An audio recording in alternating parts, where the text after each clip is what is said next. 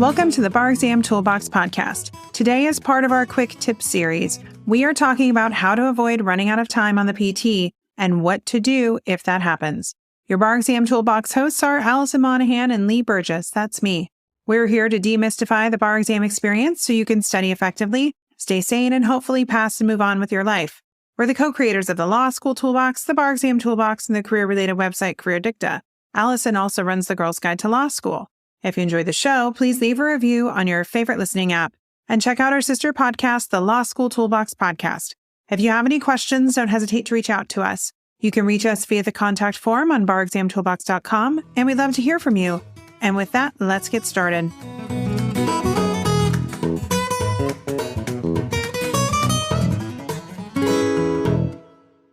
Welcome back.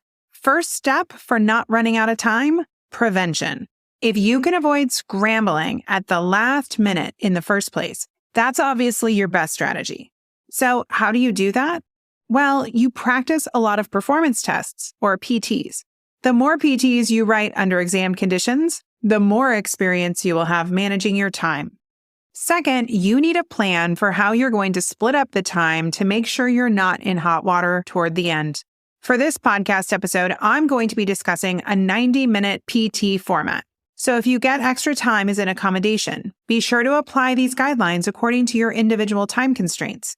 As far as breaking up the PT, we always recommend splitting your total time in half. For the first half, you read and plan, and for the second half, you write. That said, the reading and planning is not one task in and of itself. There are two separate steps, and they need to stay separate. You should break down the time you need to spend reading versus the time you need to spend planning. Think of reading time as gathering all the pieces of the puzzle, and planning time as when you go back and figure out how to fit all those pieces together.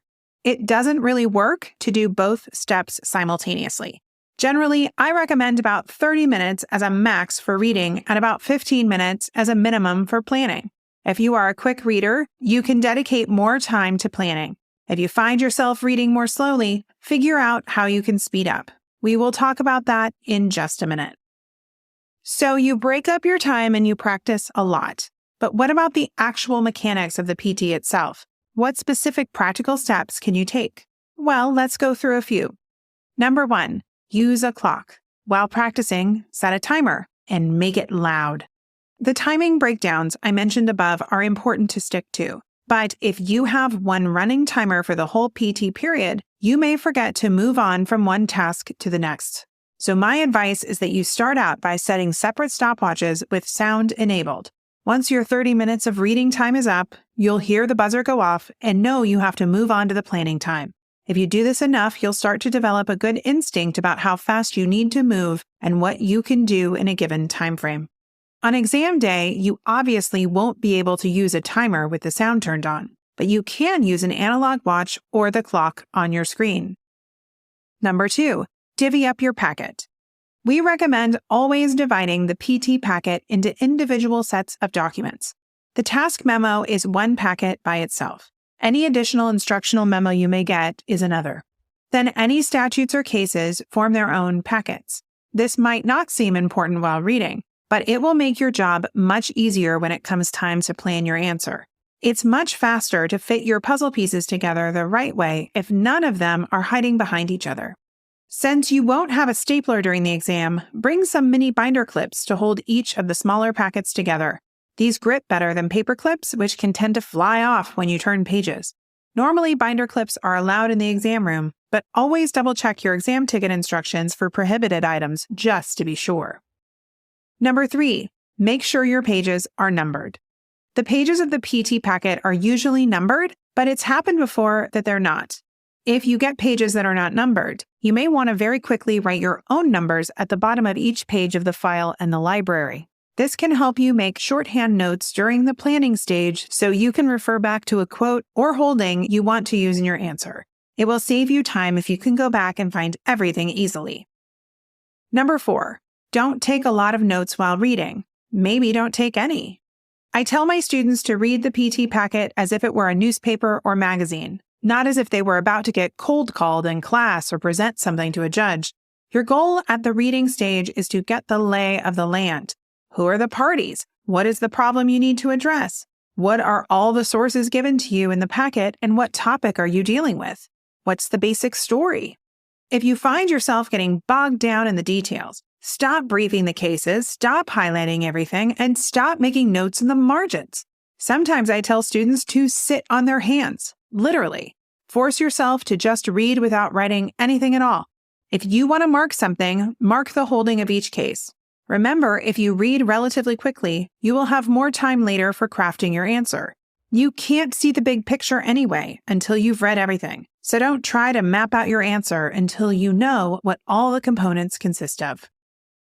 Number 5, hunt and peck. Another thing you can do to speed up reading time is what I call hunting and pecking as a first glance through the packet. Before you read anything, just sift through quickly and glance at the cases, assuming you get cases. You're looking for lists of numbered elements. If you find them, circle them. They are usually important. This step takes less than 2 minutes. Knowing where the factor or element tests are can help you avoid getting caught up in the details of each case when you come back and read them later. Okay, so far we've been talking about tips for how to save time on the PT. But what happens if you realize that despite your best efforts, you don't have enough time left? Let's discuss how you can avoid panicking, get unstuck, and write your best possible answer. 1. Stop spinning out of control. Do some box breathing and calm yourself down. This should take less than a minute, but it's 1 minute very well spent. So do this first. 2. Go back to the task memo. Do you already know what kind of document to write? Great. Put a title on your page. What about your audience? For example, who will be signing the letter you've been assigned? Write their name at the bottom of your screen. Is your tone supposed to be persuasive or objective? Getting the answers to these 3 questions, document type, audience, and tone, is critical. So do not proceed until you have this figured out. It should be pretty easy just from reading the task memo. Next, is there anything the task memo told you not to do? Make sure you follow that instruction.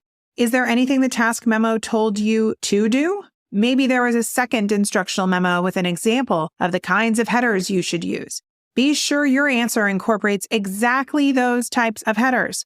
The takeaway here is do as much as you can to make your answer showcase that you are following instructions. Following instructions correctly is a big part of what you're being graded on. So if your answer clearly conforms to the directions given, it will get you points.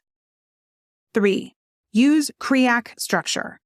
Writing your answer in a clear CREAC, C-R-E-A-C structure shows the grader that you know what you're doing. It gives them what they're looking for in predictable places, so it is easier to skim through and award points. Did your answer have the right rule? All they need to do is look to the R in your CREAC to figure that out and give you points accordingly. Sometimes students wonder if they can hide mistakes by making their CREAC structure less clear and predictable. The answer is no, it's not a good idea. A muddled, disorganized answer will always score lower, and it comes across as less carefully planned and therefore less confident. So even if you're not sure if your writing is correct, put it into CREAC and make it easy to grade. 4. Know when to save time by deviating from CREAC. What happens if you've set up your CREACs and you realize there's no possible way you can finish all of them? Time to triage. Which issues are the most important to explain thoroughly? Make sure you have a full CREAC on those major issues. If an issue is more minor, you might be able to get away with dropping the E part where you set forth an example from a case. Not all issues on the PT are created equal, and it is your job to show strong legal reasoning and good time management. Part of that is knowing what to elaborate on and what to keep short and sweet. If you're a person who feels the need to start at the beginning and slog through each hurdle one by one no matter what, you might want to work on breaking this habit and practice becoming more flexible. When time is of the essence, the part of the CREAC that matters most is the analysis. So you may need to shortchange everything else just a bit to make sure you're analyzing each issue before you run out of time. Will your answer be perfect if you skip portions and salvage? Well, no, of course not. But if you have the choice between throwing out a conclusion and throwing out analysis, toss the conclusion. It's worth less. Ideally, though, you will practice enough PTs that you have time to hit everything. 5. Don't leave anything totally blank. It's better to get partial credit on all arguments than to write a brilliant first section and leave the second section of your answer completely blank. Why?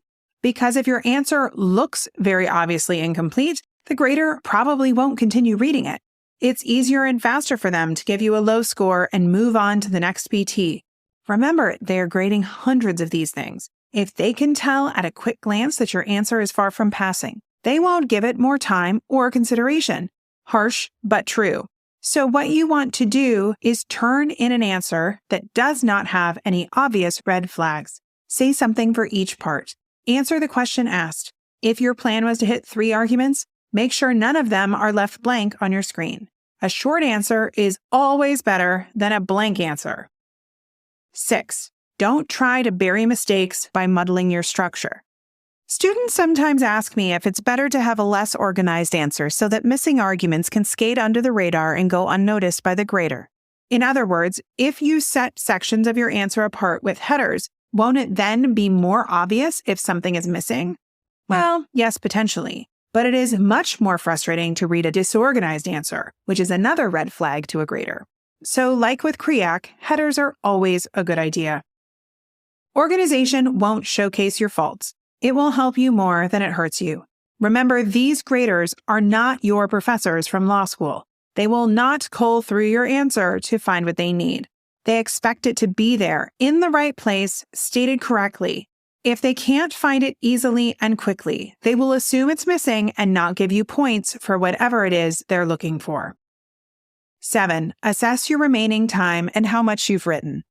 If your answer is very far from complete and you have a matter of minutes left, ditch your planning and reading and jump into writing. This is a last resort option, but even if your scratch paper plan is excellent, the graders won't see it, and it's really tough to type up a thorough answer in less than 20 or 30 minutes.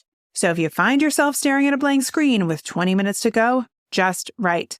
It might not be pretty, but it's better than nothing. And with that, we are out of time. If you enjoyed this episode of the Bar Exam Toolbox podcast, please take a second to leave a review and rating on your favorite listening app. We would really appreciate it. And be sure to subscribe so you don't miss anything. If you have any questions or comments, please don't hesitate to reach out to myself or Allison at lee@barexamtoolbox.com or allison@barexamtoolbox.com. Or you can always contact us via our website contact form on barexamtoolbox.com. Thanks for listening, and we'll talk soon.